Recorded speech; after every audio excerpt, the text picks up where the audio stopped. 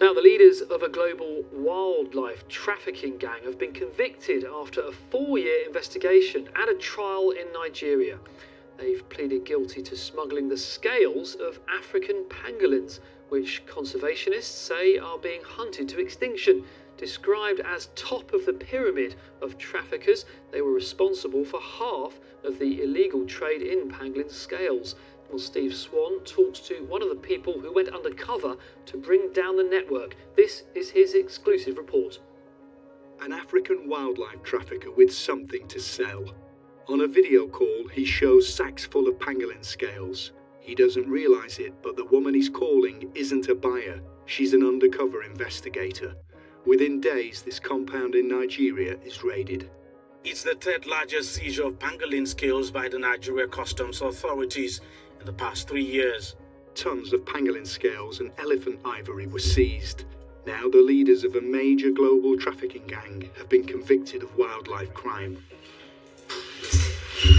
Outwitted by fake buyers and sting operations. A 4-year global investigation run by a small charity in the Netherlands.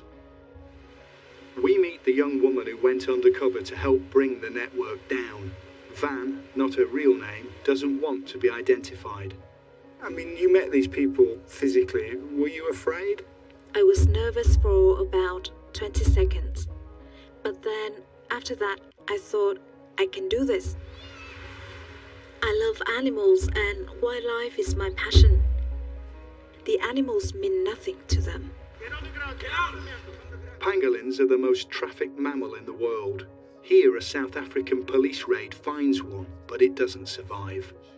It's estimated 1 million pangolins have been killed by traffickers in the last decade. Their meat's eaten in Africa, their scales used in traditional medicine in China. Investigators were given a rare opportunity to disrupt the illegal wildlife trade during the coronavirus pandemic. That's because shipments slowed down in the lockdown, and West African traffickers who'd usually stay hidden turned to social media to look for clients, and that made them and their customers vulnerable. Here you can see them offering elephant ivory for sale, and those are pangolin scales. I'm just having a look at the names that she's pulled off as potential targets. A massive intelligence operation helped identify buyers based in Vietnam. They were put under surveillance and followed to Africa when they travelled to buy more pangolin scales. And content are from it. In these video calls, the traffickers incriminate themselves. An undercover officer whose voice is disguised pretends to be a buyer and asks, "You buy something else in Nigeria?" Nigeria is only pangolin. You're going to ship to Vietnam, the 20 tons? Yes. Soon after this video was recorded, the men were arrested. Now they've pleaded guilty to smuggling and trading in pangolin scales and elephant ivory. I can't underestimate the value of this trial, not only to Nigeria, but to Vietnam, to South Africa, to Mozambique, and to wildlife in Africa. These guys are, the top of the pyramid. Finally, after years of feeling untouchable because of corruption and lack of police resources, the wildlife traffickers are under pressure.